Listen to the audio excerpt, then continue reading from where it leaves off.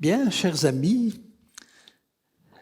chers frères et sœurs, en la foi, chers amoureux de la parole de Dieu, je suis content de vous retrouver ce soir et d'aborder la dernière partie du chapitre 11 du livre de Daniel. Comme je vous l'ai dit hier, mon sentiment, et je vous dirai pourquoi, c'est que cette partie n'est pas encore accomplie, mais qu'elle a des enseignements à nous donner. Alors, nous allons voir sur la fin de l'exposé que nous allons être amenés à consulter l'Apocalypse et à regarder un peu plus en détail l'Apocalypse, parce que ce qui nous est décrit là dans Daniel a son équivalent dans l'Apocalypse. Alors, découvrons ce texte sans plus tarder. Au temps de la fin, le roi du Midi se heurtera contre lui, et le roi du Septentrion fondra sur lui comme une tempête, avec des chars et des cavaliers, et avec de nombreux navires. Il s'avancera dans les terres, se répandra comme un torrent et débordera. Il entrera dans le plus beau des pays et plusieurs succomberont. Mais Édom, Moab et les principaux des enfants d'Ammon seront délivrés de sa main. Il étendra sa main sur divers pays et le pays d'Égypte n'échappera pas. Il se rendra maître des trésors d'or et d'argent et de toutes les choses précieuses de l'Égypte. Les Libyens et les Éthiopiens seront à sa suite. Des nouvelles de l'Orient et du Septentrion viendront l'effrayer, et il partira avec une grande fureur pour détruire et exterminer des multitudes. Il dressera les tentes de son palais entre les mers, vers la glorieuse et sainte montagne, puis il arrivera à la fin sans que personne lui soit à l'aide. Alors nous allons essayer de décoder un petit peu ce texte. Au temps de la fin, nous avons là déjà un certain nombre d'éléments dans ce premier verset sur lequel je vais m'attarder un tout petit peu. Alors, de nouveau, nous nous trouvons confrontés à ce fameux « il ». Et là, on voit le roi du Midi se heurtera contre lui, qui est lui? Et le roi du Septentrion fondra sur lui, qui est lui? Avec des chars, des cavaliers, avec de nombreux navires. Alors évidemment, la première pensée que l'on peut avoir, c'est que le personnage que nous avons vu hier, ce roi impudent et artificieux, sera malin et astucieux. C'est lui dont il s'agit. Malheureusement, dans la suite du texte, on ne le voit pas. Et la réalité, c'est que on ne trouve que deux combattants, le roi du Nord et le roi du Sud. Alors, il y a d'autres pays qui gravitent autour, mais vous n'avez que le roi du Nord et le roi du Sud. Du coup, j'en tire la conclusion que quand il est dit « le roi du Midi se heurtera contre lui », il s'agit du roi du Nord, et le roi du Septentrion fondra sur lui comme une tempête, il s'agit du roi du Sud. Bien. Et le fait est qu'il n'y a pas d'autres belligérants, sinon des associés, nous allons le voir. Deuxième élément, nous retrouvons le roi du Nord et le roi du Midi que nous n'avions pas vus depuis le début du chapitre 11. Et à ce moment-là, ils avaient une signification bien précise. Le roi du Nord, c'était le territoire qui se trouvait au nord d'Israël et qui comprenait, vous vous rappelez, dirigé par les Séleucides, qui comprenait la Turquie, la Syrie, l'Irak, l'Iran, le Liban, bien sûr, et puis un certain nombre de pays, jusqu'à l'Afghanistan, au Pakistan, et une partie de l'Inde. Bien. Le problème, c'est que nous ne voyons pas actuellement une telle coalition. Et donc, un certain nombre de personnes essayant d'interpréter ces textes, sont partis sur une interprétation plus symbolique. C'est-à-dire, ils ont dit le roi du Nord, c'est le roi de Babylone. On l'a assimilé à la Babylone de l'Apocalypse, qu'on a assimilé elle-même à l'Église catholique, et on a voulu y voir le catholicisme. Pour ce qui est du roi du Midi, on l'a assimilé à l'Égypte, ça c'est vrai, mais du coup on l'a assimilé à Pharaon qui a dit qu'il ne connaissait pas ce Dieu-là. Et donc on l'a assimilé à l'athéisme. Vous voyez toutes les assimilations qu'il a fallu faire. Et donc on en a fait un épisode de la lutte entre l'Église catholique et l'athéisme et le communisme. Et avec en particulier la chute du mur de Berlin et les affrontements qui ont existé entre l'Église catholique et le bloc communiste. Mais vous voyez, ça demande un certain nombre d'interprétations, d'assimilations, avec lesquelles, je vous avoue, je ne suis pas d'accord. Mais c'est la thèse peut-être la plus répandue dans nos milieux, et je vous dirai pourquoi je ne suis pas d'accord avec cette thèse-là. Avec une raison principale. C'est qu'il faudrait changer d'interprétation en cours de chapitre. C'est-à-dire qu'au début du chapitre, le roi du Nord et le roi du Midi se définissent comme les pays au nord d'Israël et les pays au sud d'Israël. Et puis en fin de chapitre, alors on aurait une interprétation beaucoup plus symbolique, beaucoup plus allégorique, et on arriverait à l'athéisme, au communisme d'un côté et à l'Église catholique de l'autre. Je ne me sens pas le droit de changer de type d'interprétation en cours d'étude. Et pour moi, si nous avons une définition du roi du Nord et du roi du Midi au début, qui est très précise, et vous avez vu avec Porphyre, avec l'exemple de Porphyre, combien ça collait à l'histoire, combien il était difficile de voir autre chose que la lignée des Séleucides pour le roi du Nord et la lignée des Ptolémées pour le roi du Sud. C'est tellement évident au début du chapitre que je garde la même interprétation pour la fin du chapitre. Ça a des conséquences. Nous allons les voir tout à l'heure. Enfin, j'aimerais définir ce temps de la fin. Quel est ce temps de la fin? À partir du chapitre 8, on définit une fin qui commence probablement au milieu du XIXe siècle. Je crois que la fin qui nous est présentée ici est bien plus tardive.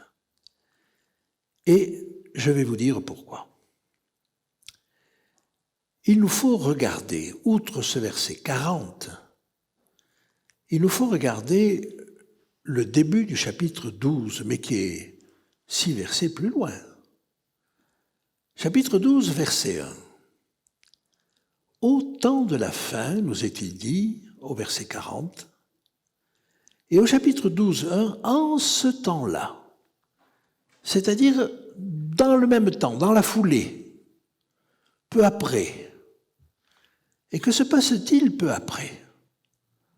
En ce temps-là se lèvera Michaël, le grand chef, le défenseur des enfants de ton peuple. Et ce sera une époque de détresse telle qu'il n'y en a point eu de semblable depuis que les nations existent jusqu'à cette époque. En ce temps-là, écoutez bien, en ce temps-là, ceux de ton peuple qui seront trouvés inscrits dans le livre seront sauvés.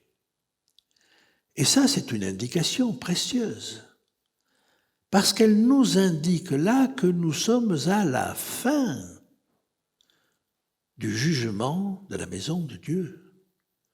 Ceux qui sont sauvés, les élus, sont écrits dans le livre. Les versets suivants, d'ailleurs les versets 2 et 3, sont tout aussi explicites, parce qu'ils nous parlent de résurrection. Verset 3, verset 2. Plusieurs de ceux qui dorment dans la poussière se réveilleront, les uns pour la vie éternelle, les autres pour l'opprobre et pour la honte éternelle. Nous regarderons en détail ce verset, mais nous sommes tout près du retour de Jésus. Et donc j'aimerais que vous reteniez cette idée que, à partir du chapitre 12, verset 1, nous sommes tout près du retour de Jésus.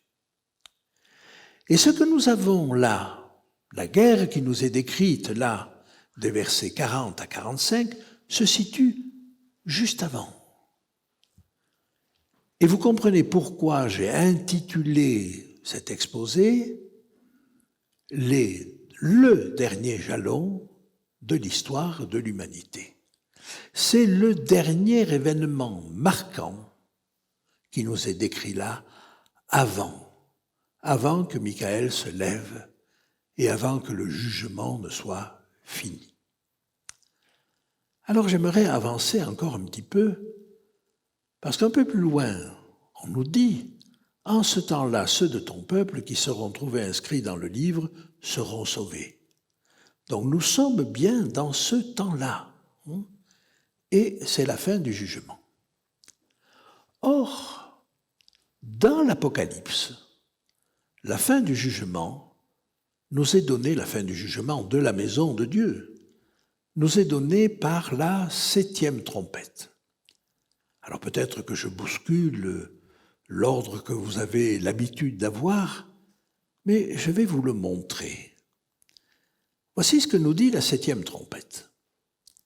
Le 7e ange sonna de la trompette et il y eut dans le ciel de fortes voix qui disaient « Le royaume du monde est remis à notre Seigneur et à son Christ, et il régnera au siècle des siècles. »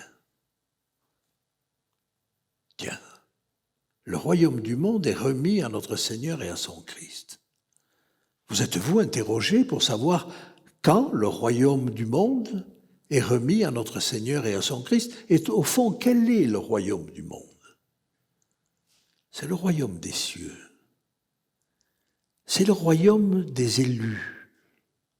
Mais si ce royaume est remis à notre Seigneur et à son Christ, c'est qu'on sait qui en fait partie. Et si on sait qui en fait partie, alors c'est que la maison de Dieu a été jugée. On ajoute un petit peu plus loin. Nous te rendons grâce, Seigneur Dieu Tout-Puissant, qui est et qui était, de ce que tu as saisi ta grande puissance et pris possession de ton règne. Nous sommes là au chapitre 11 et au verset 17. Tu as pris possession de ton règne. Il n'aurait pas pris possession de son règne si on ne savait pas, à ce moment-là, qui fait partie du peuple de Dieu. Mais ça n'est pas tout. Je continue. Les nations se sont irritées, ta colère est venue, et le temps est venu de juger. Ah, me direz-vous, si le temps est venu de juger, alors nous ne sommes pas à la fin du jugement, mais nous sommes au début. Pas du tout. Parce que juger, en français, peut avoir une multitude de sens. Vous jugez quand vous réunissez les preuves ou les arguments en faveur de la culpabilité ou de la non-culpabilité de quelqu'un. Vous jugez quand vous délibérez. Vous jugez quand vous rendez la sentence. Mais vous jugez aussi quand vous exécutez la sentence, une fois que la délibération est finie. Or, regardez la suite du texte. Ta colère est venue, le temps est venu de juger les morts, c'est-à-dire de récompenser tes serviteurs, les prophètes, les saints et ceux qui craignent ton nom, les petits et les grands, et de détruire ceux qui détruisent la terre.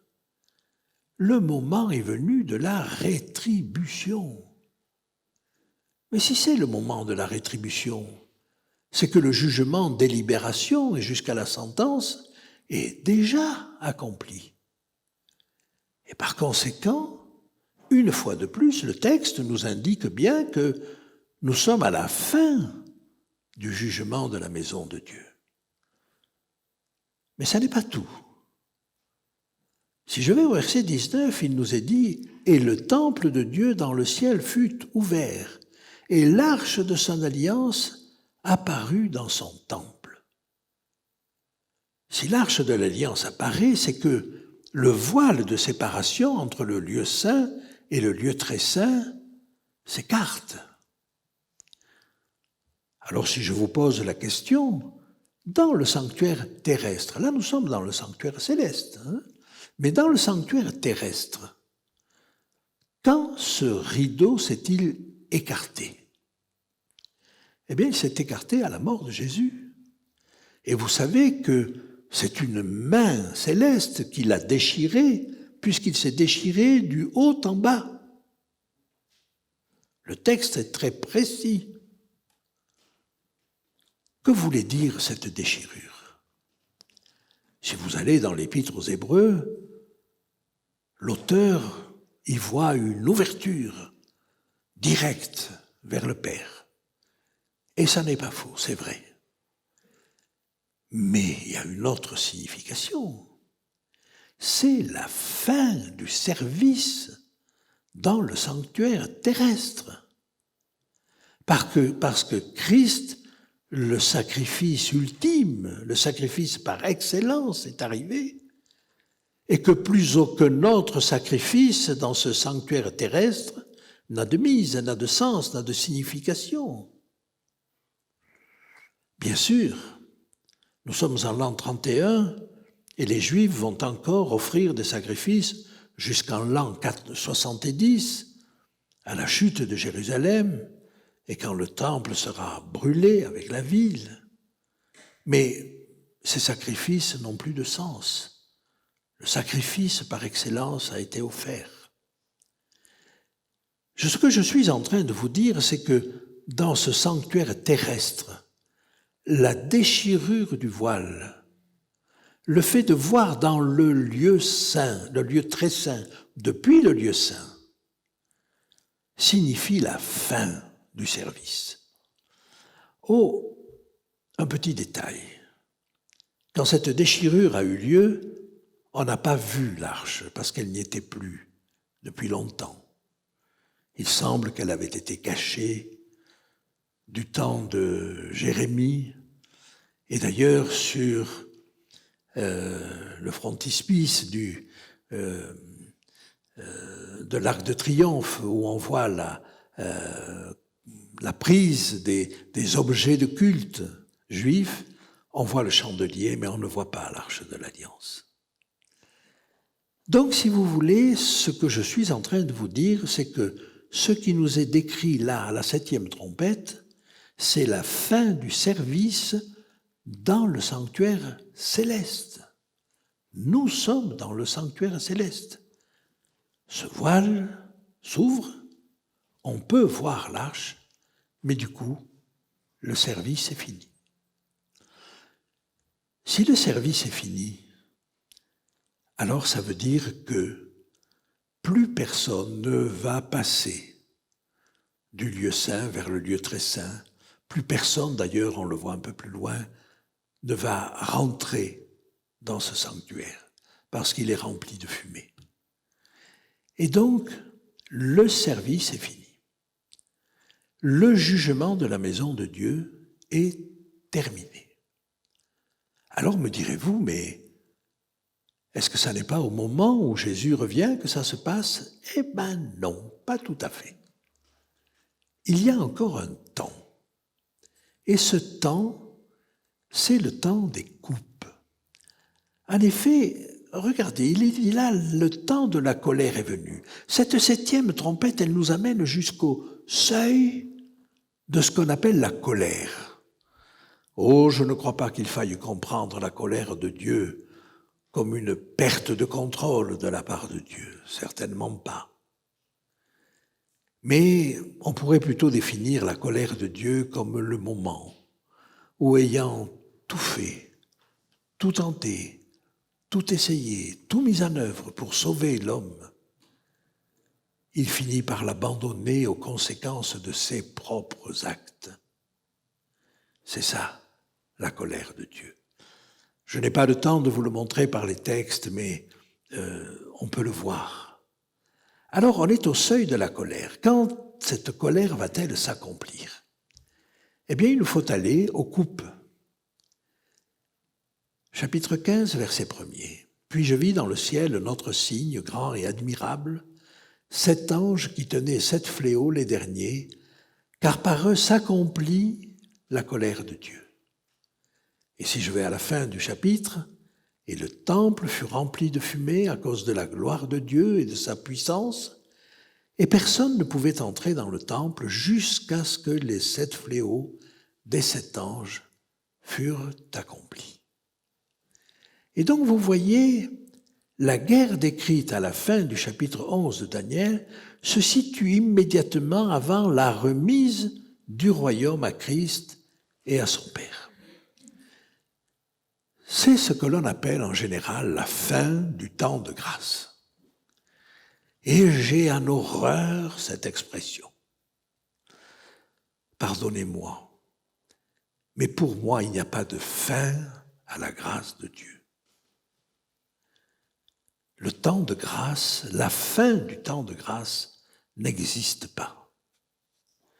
Voyez ce temps des coupes, ce court temps qui se situe entre la fin du jugement de la maison de Dieu et le retour de Jésus, ce court temps, ça n'est pas un temps où Dieu a fermé la grâce. Et laissez-moi vous redonner l'expression d'un ami que je trouve formidable à cet égard. Ce temps-là, c'est un temps où le train de la grâce passe encore, mais où personne n'y monte. Et c'est différent. Ça n'est pas un moment où Dieu dit « stop, je refuse maintenant de prendre qui que ce soit d'autre ». C'est un temps où la grâce est encore là. Et Dieu accepterait encore du monde. On le voit à travers le chapitre 16, où il est dit « Les hommes ne se repentirent pas pour lui donner gloire ». Mais ils avaient la possibilité de se repentir. Comment leur faire le reproche de ne pas se repentir si on ne leur donne pas la possibilité de se repentir? Non. Laissez-moi prendre une comparaison. Cette fin de temps de grâce, cette soi-disant fin du temps de grâce, je la compare au pressing de Dieu. Voyez, imaginez le pressing de Dieu. Qu'est-ce que c'est le pressing? Le pressing, c'est l'endroit où on va faire laver ses vêtements.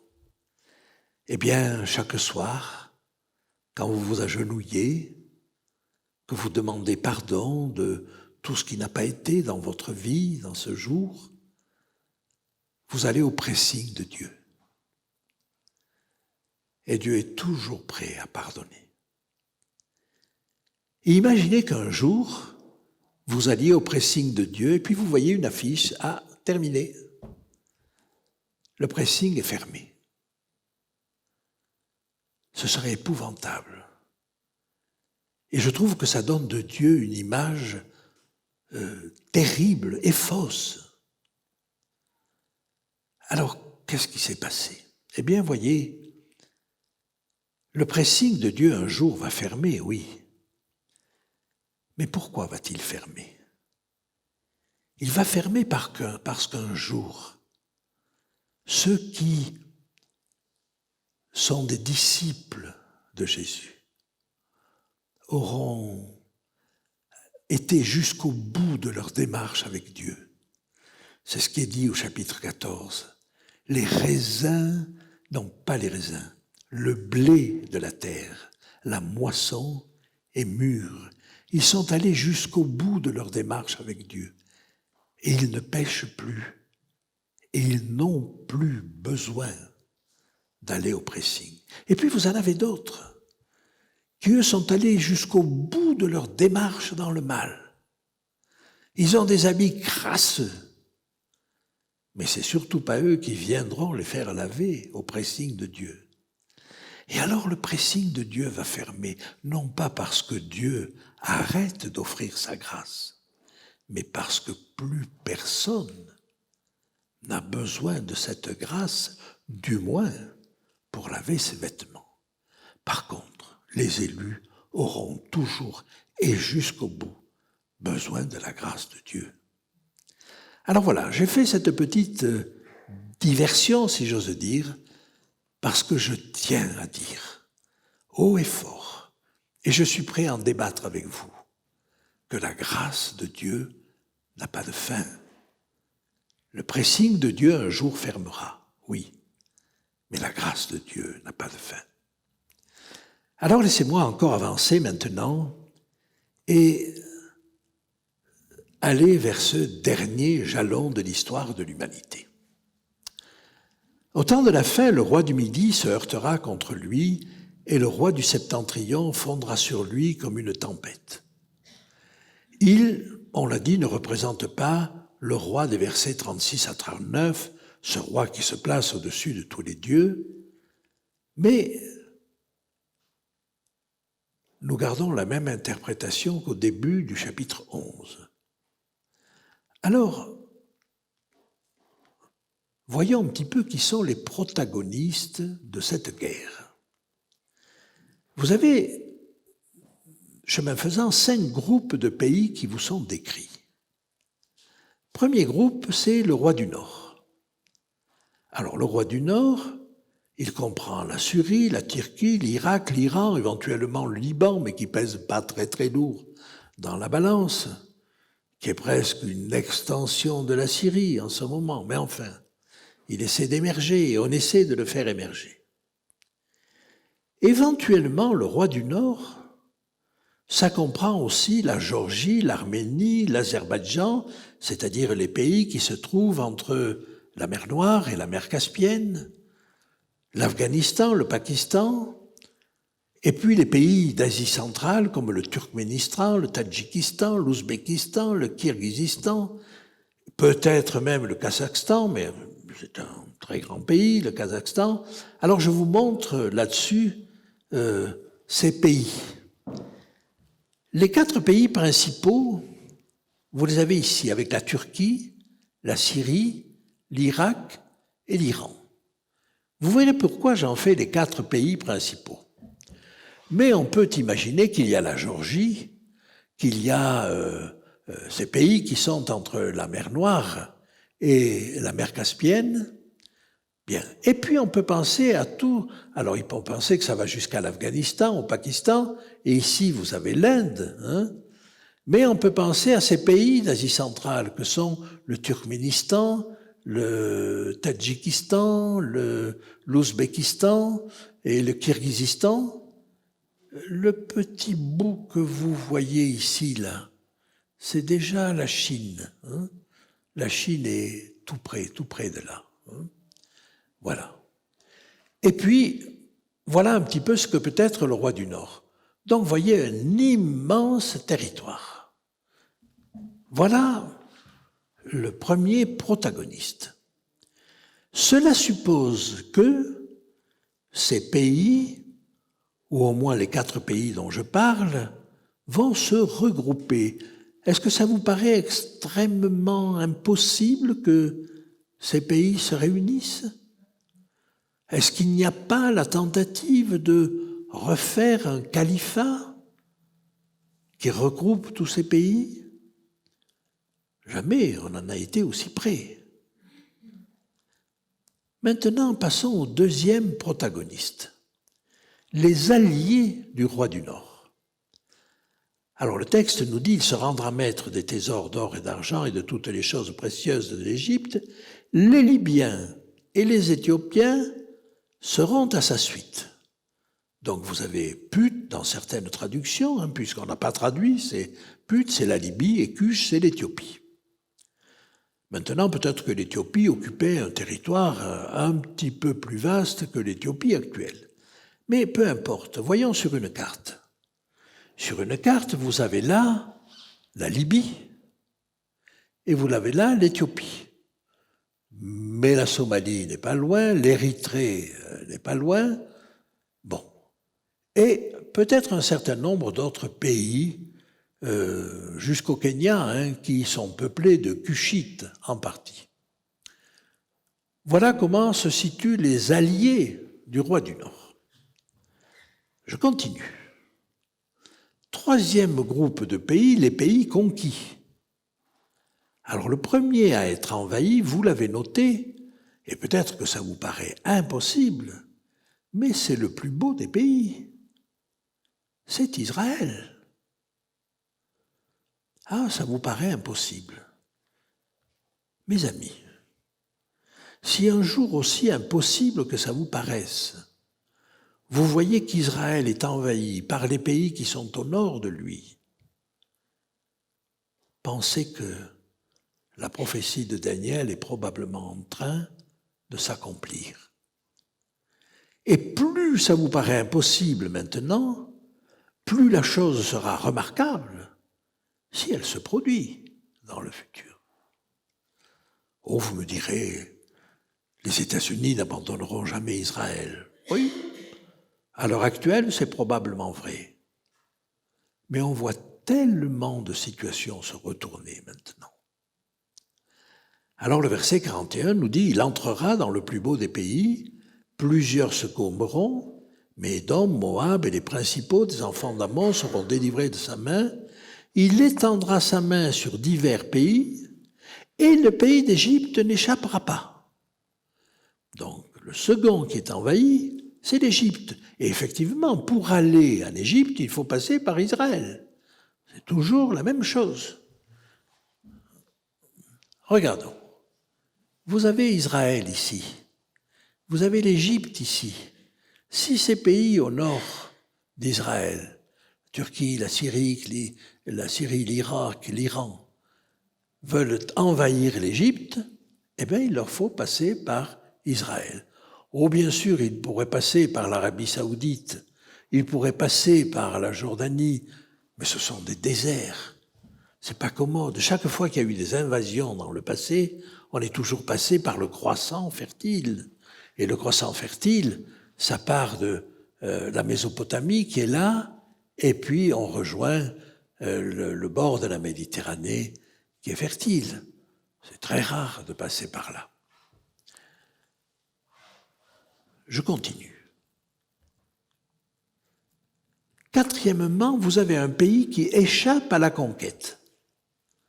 Avez-vous deviné qui est ce pays? Il entrera dans le plus beau des pays et plusieurs succomberont, mais Édom, Moab et les principaux des enfants d'Ammon seront délivrés de sa main. Oh, j'aurais dû vous faire une carte, vous présenter une carte où sont Édom, Moab et les enfants d'Ammon. Vous avez ça à la fin de votre Bible. Ça correspond à quoi? Ça correspond à quel pays? Allez, est-ce que quelqu'un va me le dire? La Jordanie, bien sûr, c'est la Jordanie. Édom, Moab et les enfants d'Ammon, c'est la Jordanie. Est-ce que ça vous étonne que la Jordanie échappe à la conquête?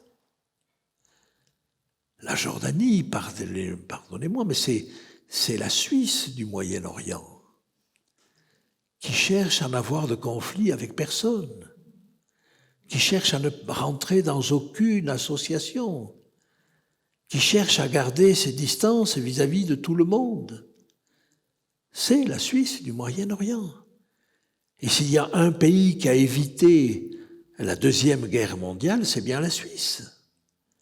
Et bien de la même manière, la Jordanie cherche à garder de bonnes relations avec tous, et je ne trouve rien d'étonnant à ce que le texte nous dise que la Jordanie va échapper à cette conquête. Depuis tout à l'heure, je ne sais pas si vous réalisez que la situation géopolitique d'aujourd'hui est extrêmement proche de ce qui nous est décrit précisément dans ce texte. Et je n'ai pas le souvenir que dans l'histoire, on ait été dans une situation aussi proche de celle qui est décrite là, dans ce texte de Daniel. il me reste encore un dernier groupe de pays. Vous avez les pays qui vont arrêter la conquête, qui vont y mettre un frein, sinon un terme. Verset 44. Des nouvelles de l'Orient et du Septentrion viendront l'effrayer, et il partira avec une grande fureur pour détruire et exterminer des multitudes. Vous voyez ce désir, alors qu'il est obligé de partir, de laisser un désert derrière lui, de tuer le plus grand nombre.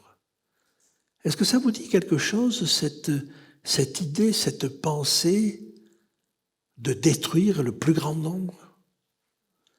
Est-ce que ça n'est pas la pensée qui anime les attentats commandités par Daesh? On voit quel est l'esprit qui est derrière cela. Alors, les pays qui arrêtent la conquête, eh bien, ce sont ceux ce sont des nouvelles. Ils viennent de l'Orient et du Septentrion. Alors, de l'Orient, l'extrême-Orient, on peut penser à la Chine, à l'Inde, au Japon, mais enfin, on pense surtout à la Chine, qui est le plus proche, là. Et puis du Nord, on pense à la Russie. Voyons cela. Ça, c'est la carte que vous avez vue jusque-là. Alors, la Russie, elle arrive jusque-là, vous voyez, et la Chine, elle arrive jusque-là, elle est par là. Alors, je vais vous présenter une autre carte qui va vous montrer les choses telles qu'elles sont. Vous voyez, la Turquie, la Syrie, l'Irak, l'Iran, ils sont ici.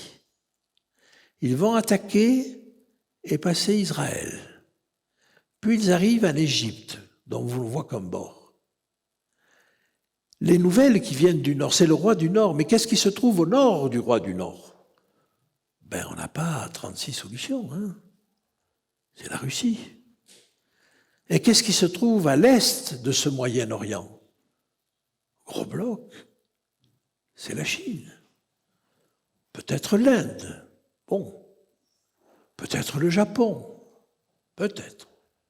Mais enfin, vous voyez, ça ne nous est pas précisé et je ne vais pas aller plus loin. J'aimerais quand même vous permettre de souligner combien cette répartition géopolitique, dont vous voyez le détail précis qui nous est donné dans Daniel 11 à la fin du chapitre, est proche de la situation actuelle. Ai-je besoin de vous rappeler que si le royaume du Nord comprend la Turquie, la Syrie, l'Irak et l'Iran, ai-je besoin de vous rappeler la proximité qui existe avec la Libye? Pour l'Éthiopie, c'est un petit peu plus complexe, mais pas beaucoup plus.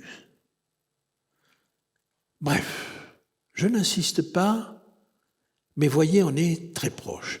Est-ce que ça veut dire que les événements vont avoir lieu bientôt? Non. Il y a encore des choses qui doivent se mettre en place. Mais voilà, je souligne simplement qu'on est très près de la répartition actuelle. Alors, quelles sont les caractéristiques de cette guerre? D'abord, une immense armada. On nous dit que c'est une population immense qui va déferler sur les pays envahis. Israël, l'Égypte, peut-être d'autres pays. Ces autres pays, compte tenu du contexte, ça pourrait bien être l'Arabie saoudite et les pays qui sont autour. Bien. Deuxièmement, une conquête par terre et par mer. C'est le texte qui nous le dit. On envoie des navires. Troisièmement, une volonté de supprimer beaucoup de vies, de détruire. Une répartition géopolitique précise et puis un déroulement précis. Ça n'est pas une vague guerre au Moyen-Orient. Il peut y avoir encore des escarmouches au Moyen-Orient et ce ne sera pas encore cette guerre-là. Mais je vous rappelle les différents temps de cette guerre. D'abord, il faut qu'il y ait un regroupement des pays qui sont au nord d'Israël pour que ça ressemble au roi du Nord que nous avons au début du chapitre 11. Ensuite, tous ces pays vont réunir une armée immense, probablement aidée au départ, ou disons autorisée par ces deux pays qui vont les freiner à un moment donné, que sont la Russie, la Chine et peut-être d'autres. Et ils vont attaquer. Ils vont envahir Israël. Et puis ils vont pousser jusqu'à l'Égypte. On dit qu'ils se rendront maîtres des trésors de l'Égypte, des trésors d'or et d'argent. J'ai été très frappé quand j'ai participé aux fouilles dans la région de Gaza, donc en Israël, mais au sud d'Israël, près de l'Égypte, et nous avions des ouvriers gaziotes, et j'ai été très frappé de voir qu'ils étaient très intéressés à la fouille des tombes, parce qu'ils sont persuadés, et le trésor de Toutankhamon n'est certainement pas étranger, mais ils sont persuadés que c'est dans les tombes qu'on va trouver de l'or, parce que les gens étaient enterrés avec leur or. J'ai été amené à fouiller beaucoup de tombes, parce que j'étais le médecin de l'équipe, et évidemment, quand on tombait sur une tombe, on me demandait d'examiner les os et de savoir s'il y avait quelque chose à tirer de cela. Et il n'y a qu'une tombe où on a trouvé une bague en or. Alors effectivement, on peut trouver dans les tombes de grandes richesses, mais la plupart ont été pillées depuis longtemps. J'ai même trouvé, enfin on a trouvé dans une tombe un crochet. À quoi servaient ces crochets? Eh bien, on soulevait le couvercle de la tombe parce qu'on venait de nuit. Il ne fallait pas se faire repérer, on n'y voyait pas beaucoup. Et les voleurs ratissaient la tombe, ils déplaçaient les os, bien sûr, avec un crochet. Et ils essayaient de ramener les colliers, les bagues, tout ce qu'on pouvait trouver avec un crochet. Et un jour, ils ont perdu leur crochet, ils l'ont laissé, ils ont reposé le couvercle, et nous avons retrouvé le crochet dans la tombe. Elle avait été fouillée, bien entendu, les os avaient été déplacés, mais elle était quand même extrêmement intéressante. Mais je ne suis pas là pour vous parler des fouilles que nous avons effectuées à Gaza, bien que ce soit passionnant. Et donc, j'en arrive à ce déroulement précis. Et les hostilités vont pousser jusqu'à l'Égypte avec l'idée de ramasser l'or de l'Égypte. Je ne sais pas si on trouvera beaucoup d'or, mais bon, il y en a effectivement. Mais à un moment donné, sur des nouvelles, ce ne sont pas des armées, mais sur des nouvelles qui viennent du nord et de l'est, cette armada va s'arrêter. Elle va s'arrêter, elle va se replier. Et elle va se replier, le texte nous dit, entre les deux mers. Alors, je n'ai pas pensé, j'aurais dû vous amener une carte, mais des mers peuvent être des mers intérieures.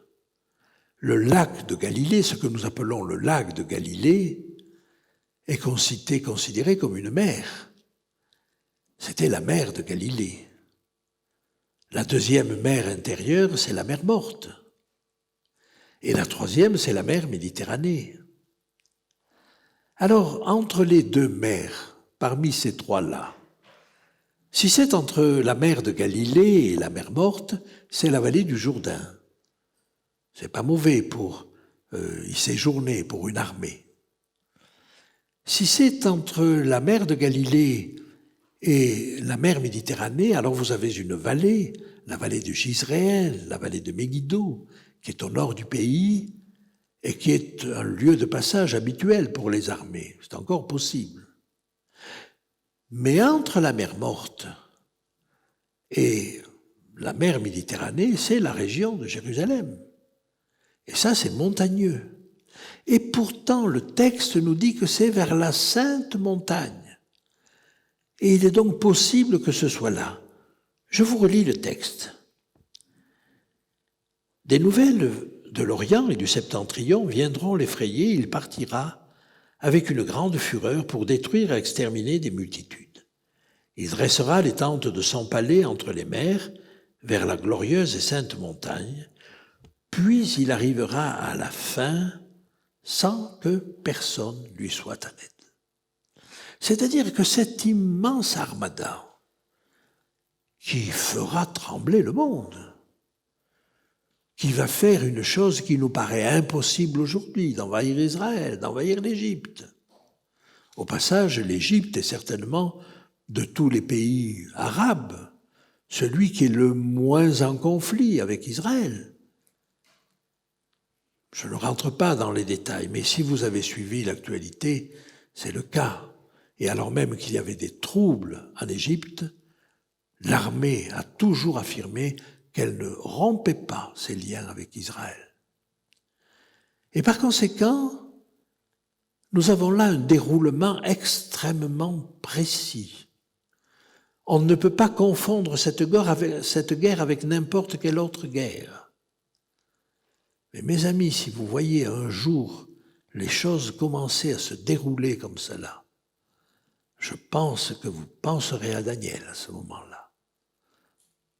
Vous penserez peut-être à moi, mais ce n'est pas le plus important. Pensez à Daniel. Pensez à ce qu'il a dit. Pensez à la précision avec laquelle se sont déroulées les prophéties qui précèdent dans le chapitre 11. Et n'oubliez pas que le chapitre 11 est une feuille de route pour le peuple de Dieu, y compris pour le peuple de Dieu des derniers jours. Il me reste, dans les minutes qui viennent, à vous parler d'un sujet qui me paraît extrêmement intéressant. C'est l'équivalent de cette guerre dans l'Apocalypse. Alors je vous ai déjà montré que le temps où Michael se lève, qui correspond à la fin du jugement des élus, eh bien, l'équivalent, c'est la 7e trompette. Je l'ai vu en détail, je n'y reviens pas. Et cette guerre au Moyen-Orient, elle se situe immédiatement avant. Eh bien, je vais vous dire une lapalissade. Ce qui se situe immédiatement avant la 7e trompette, c'est la 6e trompette. Que nous dit la 6e trompette? Allons, voyons ça. Le 6e ange sonna de la trompette et j'entendis une voix venant des 4 cornes de l'autel d'or qui est devant Dieu, et disant au 6e ange qui avait la trompette, « Délie les 4 anges qui sont sur le grand fleuve l'Euphrate. » Et les 4 anges qui étaient prêts pour l'heure, le jour, le mois et l'année furent déliés afin qu'ils tuassent le tiers des hommes. Le nombre des cavaliers de l'armée était de 2 myriades. J'en entendis le nombre. Une myriade, c'est 10 000.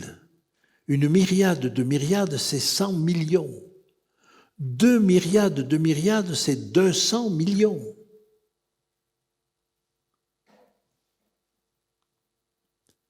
Et ainsi je vis les chevaux dans la vision, et ceux qui les montaient avaient des cuirasses couleur de feu, d'hyacinthe et de soufre. Les têtes des chevaux étaient comme des têtes de lions, et de leur bouche il sortait du feu, de la fumée et du soufre. Le tiers des hommes fut tué par ces 3 fléaux, par le feu, par la fumée, par le soufre qui sortait de leur bouche. Car le pouvoir des chevaux était dans leur bouche et dans leur queue. Et leur queue était semblable à des serpents, ayant des têtes, et c'est avec elles qu'ils faisaient du mal. Les autres hommes qui ne furent pas tués par ces fléaux ne se repentirent pas de leurs œuvres, des œuvres de leurs mains, de manière à ne point adorer les démons et les idoles d'or, d'argent, d'airain, de pierre et de bois, qui ne peuvent ni voir, ni entendre, ni marcher, et ils ne se repentirent pas de leurs meurtres, ni de leurs enchantements, ni de leur impudicité, ni de leur vol. Alors, voyons ce qu'il y a de commun dans cette histoire, cette 6e trompette d'Apocalypse, ce 6e ange et notre guerre au Moyen-Orient. J'entendis une voix venant des 4 cornes de l'autel d'or. Et je vais tout de suite au verset 14. Et disant au 6e ange, qui avait la trompette, de délier les 4 anges qui sont sur le grand fleuve l'Euphrate.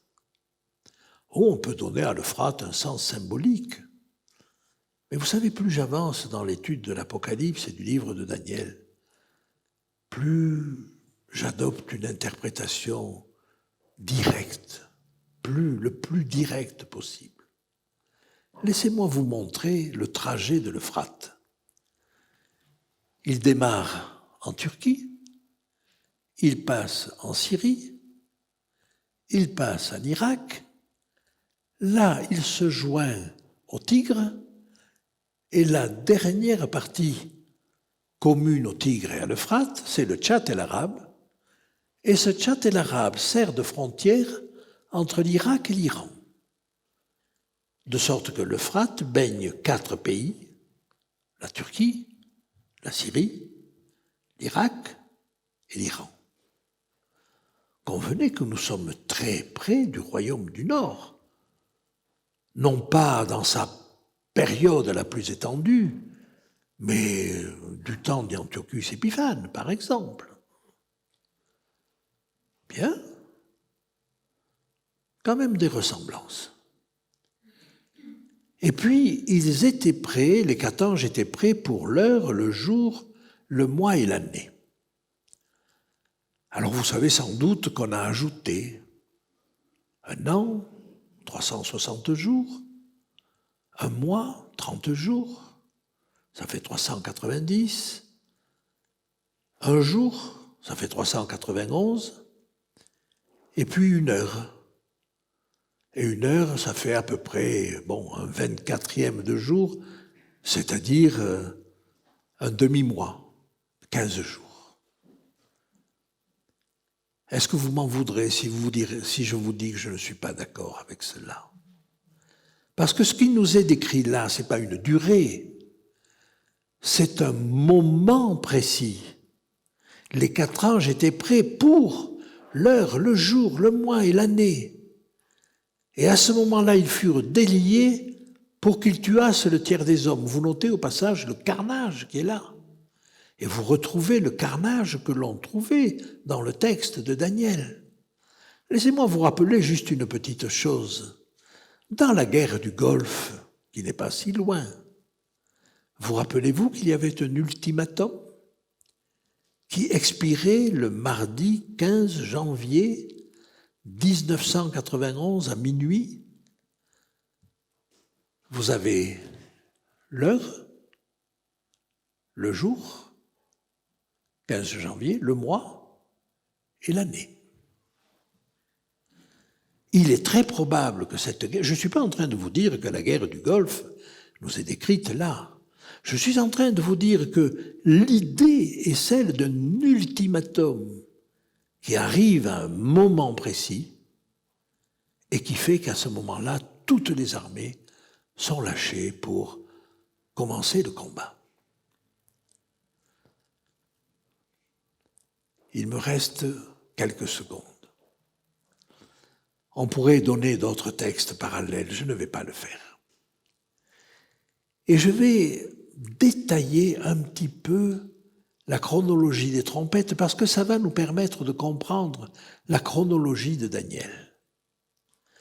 Vous voyez, il y a, à un moment donné, dans Apocalypse 8, l'annonce de 3 malheurs. Alors je vous lis ceci. 8, verset 13.